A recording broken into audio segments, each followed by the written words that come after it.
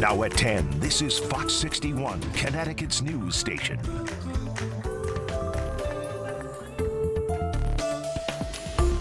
Well, tonight the story continues to develop in New Britain, where the body of 11-year-old Jacqueline Torres Garcia was found behind a home nearly 1 week ago. Thanks for joining us for the Fox 61 News at 10. I'm Brent Harden. And I'm Sarah Sanchez. It was an emotional day in court. The 3 people charged in connection to Jacqueline's death went before a judge.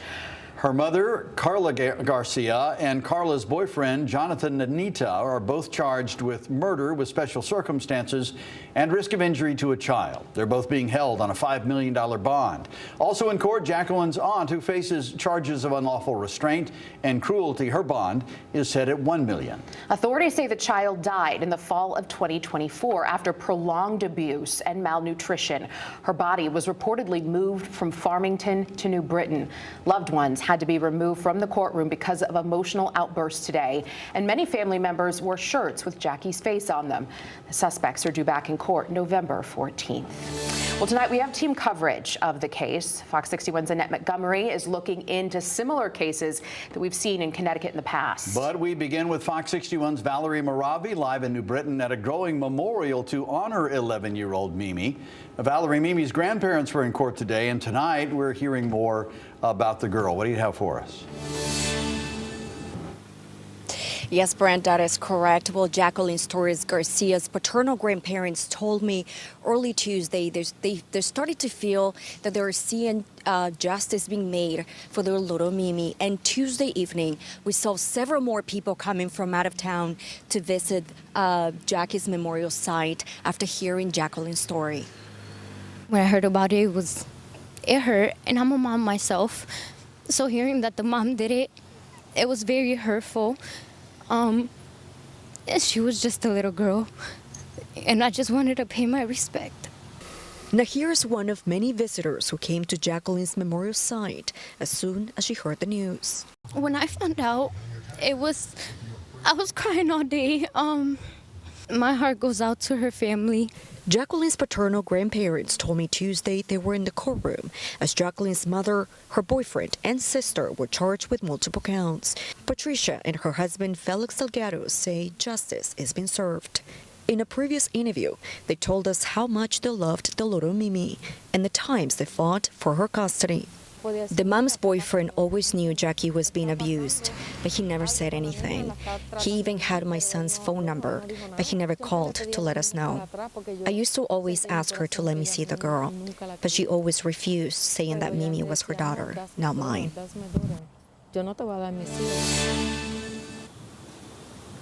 Now again, Jacqueline's grandparents also told us that they have submitted a petition to demolish this abandoned building to build a memorial park so that little Mimi's memory lives on forever. For now, live in New Britain, Valerie Moravi, Fox 61. All right, Valerie, thank you. Now, what police say happened to Jacqueline Torres Garcia is similar to previous cases in our state where police say a child was abused or found dead. Fox 61's Annette Montgomery went through documents from those past cases. She joins us now in studio with what she found out. Annette. Yeah, Brent and Sarah, we've seen several similar cases to 11-year-old Jacqueline. Most recently, we covered the case in Waterbury, where a woman is accused of holding her stepson captive for more than 20 years. In New London, a stepfather was accused of abusing a 10-year-old boy back in 2023. And in 2017, investigators say a 17-year-old boy from Hartford died from child abuse and neglect. In all 4 of these cases, police say the children were homeschooled. Some information that's come forward between being removed from one school and entering another to being homeschooled. New Britain police say Jacqueline Mimi Torres Garcia had been documented as homeschooled, which made it difficult to realize she was missing. Now a new Change.org petition is calling for state lawmakers to create Mimi's Law in honor of Jacqueline. It calls for in-person welfare checks for homeschooled children and wants to mandate DCF is held accountable when repeated concerns go uninvestigated. Those requests are similar to the recommendations the Office of the Child Advocate, an independent state oversight agency, suggested 8 years ago in the case of 17-year-old Matthew Tirado from Hartford. He died in February of 2017 from what police say was prolonged child abuse and neglect. Police say his mother took him out of school and reported he was being homeschooled, only to later find out he was being abused, and DCF reports had been filed prior to his death. An OCA investigative report from 2017 showed back then there was, quote, an inadequate framework in Hartford and statewide for ensuring the safety of and education for children who are withdrawn from school to be homeschooled. When we don't see them, when kids are not coming to school, we need to know more about why. That was Sarah Egan, the executive director of the Center for Children's Advocacy, in December 2017. Back then, she worked for the OCA, and we spoke with her about Matthew's case and why having no regulations for homeschooling is concerning. It leads to circumstances where certain children are withdrawn from school and the visibility of the community and denied an education. That is the unintended consequence of having no regulation. As part of its recommendations, the OCA said school district officials should internally assess whether they need to notify DCF if a parent decides to withdraw their child from school, and welfare concerns have already been raised. The agency also said the Public Defender's Office, Attorney General's Office, and the judicial branch should review current state law and procedure to determine how best to strengthen the safety net for children.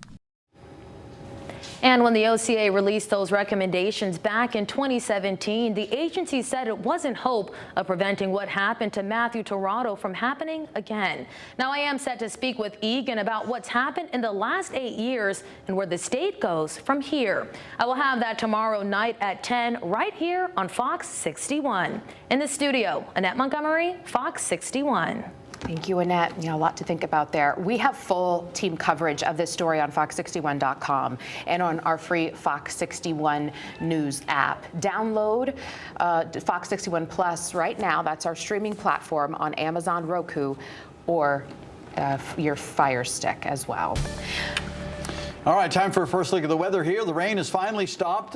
Still kind of a cloudy day across the state, and I think we're all ready to see the sunshine. Yeah, I think we've earned it, don't you think? Rachel says there's a bit of a trade-off here, though, because it is fall after all. Chief Meteorologist Rachel Frank with the first check of the forecast. So do we have sun for Wednesday? Yes, we will see some sunshine return. It's not a full sunny day, so we have to adjust our expectations. But compared to the last two, I think we're going to be doing a whole lot better. The only issue is it's still breezy out there. So brighter but breezy as we head through the coming days. Right now, winds aren't too bad, though. We've got gusts up to as high as 16, 17 miles per hour. And while the winds are diminishing out there right now, I do think they will pick back up again as we head through the middle of the day tomorrow and tomorrow afternoon. Nothing damaging, but enough that you're just noticing the breeze. There are still some areas of mist out there. Our storm is still not moving. It's spinning offshore, and that's why we'll keep the breeze around. Overnight lows will be in the 40s to right around 50 degrees. Tomorrow, we'll see a mix of sun and clouds. I do think we see more sunshine as we head towards the second half of the day, especially later in the afternoon. Highs will climb into the low 60s, and there's even more sunshine in the days ahead. We'll talk about when the wind relaxes coming up. Thank you, Rach. New tonight, a man is in custody accused of violently sexually assaulting a teenage girl on her way to school. Police say 28-year-old Cordero Javier Graves was taken into custody just hours later near the scene on Railroad Avenue in Bridgeport. He's been charged with first-degree sexual assault, unlawful restraint, and risk of injury to a minor. Graves is being held on $750,000 bond. And Hartford police are investigating a shooting on Ward Street that happened just before 8:30 tonight. Officers say they got a shot spotter alert, and when they arrived, they found evidence of gunfire. A 17-year-old boy later showed up at Connecticut Children's with a gunshot wound. He is expected to be okay. An 18-year-old woman was taken to Hartford Hospital with an injury that wasn't from gunfire. There's no word yet if police have any suspects or have made any arrests. New Haven police are expected to release new details tomorrow in the deadly shooting of 15 13-year-old Caden Phillips. The press conference is scheduled for 1 in the afternoon. A 13-year-old has already been arrested in connection to the case. Phillips was a student and athlete at Career High School. He was killed late last month. Police say video evidence and community tips led them to their arrest, but the investigation is still ongoing. A Rocky Hill man pleaded guilty to all charges today in a deadly boat crash from July of 2022. Kerry Sheltra pleaded guilty in Middletown court to manslaughter, assault, and risk of injury to a minor charges. He is expected to serve more than 3 years of jail time and probation combined. Investigators say back on July 10th, Sheltra lost control of the boat in the Connecticut River in Portland and crashed into the rocks along the shore. Everyone was thrown overboard, and Encon police say 7 people, 2 of them children, were hurt. 60-year-old Wayne Hamler from Waterford died. The Hamler family says justice was not served today. This is never going to end for us. It may end for Kerry Sheltra, but for us it's, birthdays, anniversaries, holidays. It's never going to end for us. Sheltra is scheduled to be sentenced January 21st.